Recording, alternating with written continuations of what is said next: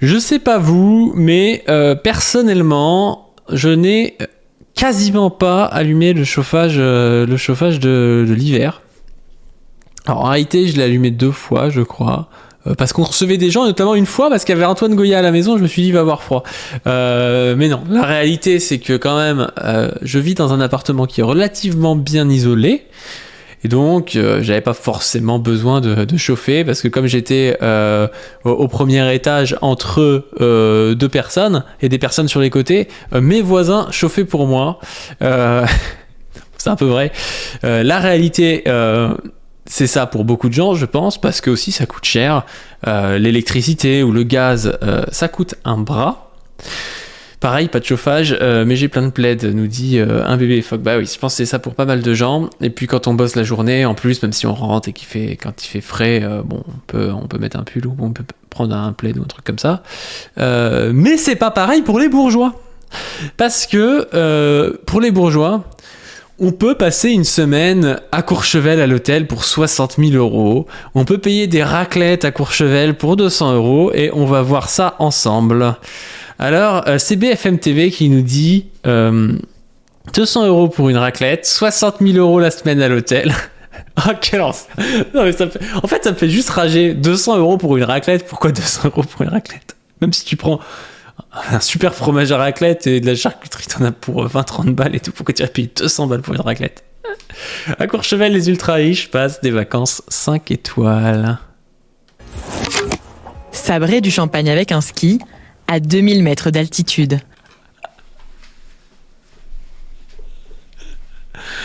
Ah, c'est bon ça, la bourgeoisie là.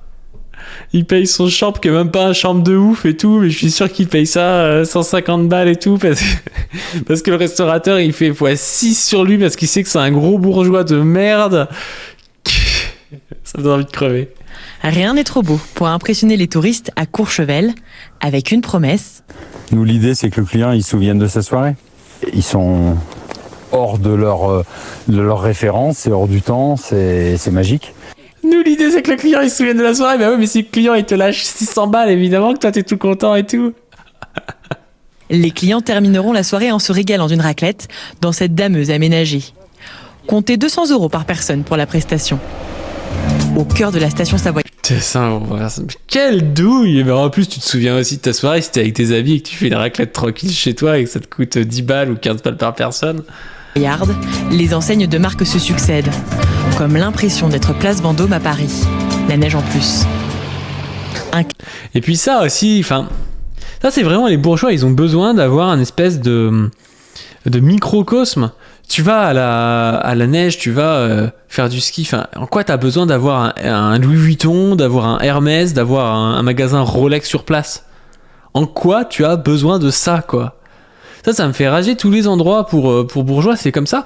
Et en plus, des fois, c'est des endroits qui sont jolis. Vous avez ça en Bretagne, dans le Pays Basque, en montagne et tout. Des endroits qui sont super jolis, mais qui ont été vraiment colonisés. C'est le grand remplacement, en fait, par les bourgeois. Et les mecs rajoutent leur magasin de merde avec des trucs à 500 balles dedans, quoi. Enfin, les mecs, ils peuvent plus respirer si pendant 2 semaines, il n'y a pas un magasin Rolex à côté de chez eux. Enfin, c'est une dinguerie, quoi. Ouais, si je vais à la montagne, j'ai envie d'avoir, je sais pas, des restaurants avec de la bouffe traditionnelle et puis basta. J'ai pas besoin d'avoir un LVMH à côté de chez moi, quoi.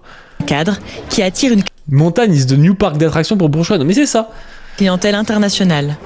L'année dernière, 65% des touristes étaient des étrangers. La majorité sont britanniques. C'est le plus bel endroit du monde. C'est très très sympa. Mais c'est cher, c'est vrai. Oh là là là là, mais il respire la bourgeoisie, je suis désolé, mais ce genre de meuf, ce genre de mec là, comment elle est habillée et tout, avec les traits tirés et tout, mais ça m'énerve. C'est un beau village en lui-même, il y a de bons restaurants. Nice restaurants. Et côté logement, rien de mieux que de profiter. En plus, je suis sûr que les restaurants, il y a peut-être des bons, mais je suis sûr que ça coûte un bras et que c'est même pas incroyable, quoi. De l'offre hôtelière 5 étoiles de Courchevel. Ici, le Chabichou, installé depuis 1963. Service? On va aller voir le Chabichou à Courchevel. Hôtel, spa, restaurant. Ah ouais, quand même 1200 balles la nuit, ouais. Ça nous dit quoi le Chabichou à Courchevel? Hôtel bien positionné. 4,4. Ouais, bah on peut... Et avec le Tipeee, là, 1247, on peut peut-être se payer une petite nuit au Chabichou pour aller faire de l'ethnologie des bourgeois. On va aller vivre chez les bourgeois, essayer de les voir de l'intérieur, de voir comment ça se passe. Allez, on continue. Alors, cette chambre, elle est très appréciée. Pourquoi? Parce que c'est une suite qui est composée de 2 chambres. Donc, vous avez la suite principale ici pour la chambre parentale, finalement. Donc, voilà, je vous laisse apprécier la vue. Pour séjourner dans ce cadre idyllique et profiter de la vue, il faut débourser entre 8 000 et 60 000 euros la semaine. Ah oui, la semaine 60 000 euros la semaine. Mais enfin, vous imaginez la thune qu'il faut avoir? Mais 60 000 euros, mais combien il faut de temps à un smicard pour mettre 60 000 euros de côté, quoi? C'est parce que eux, ils sont méritants, en fait, c'est ça?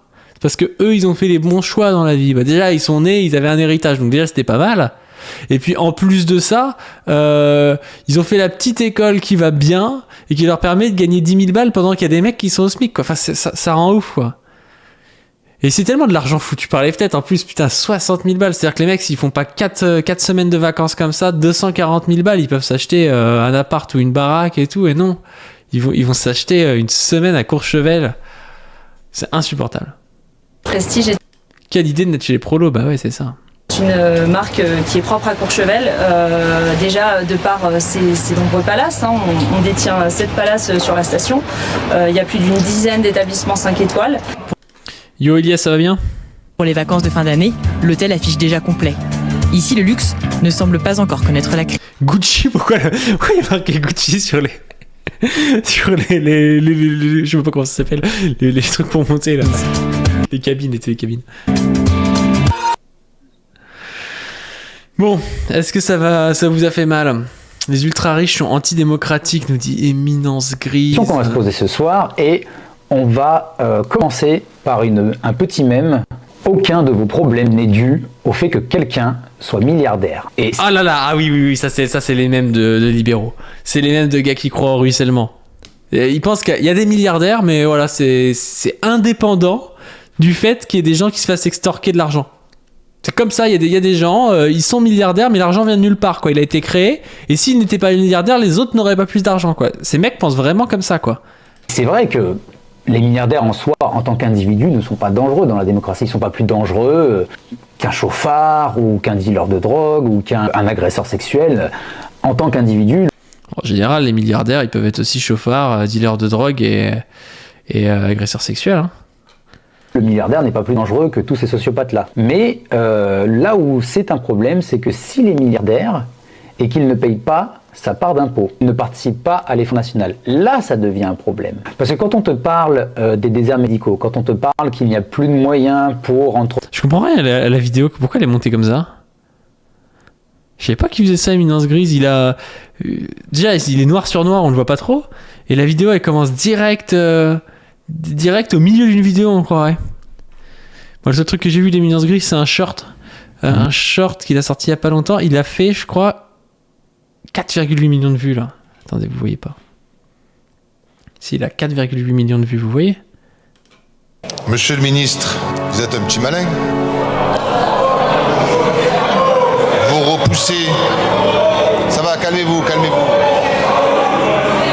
Vous repoussez tous nos amendements de recettes et maintenant vous nous dites que ça coûte de l'argent.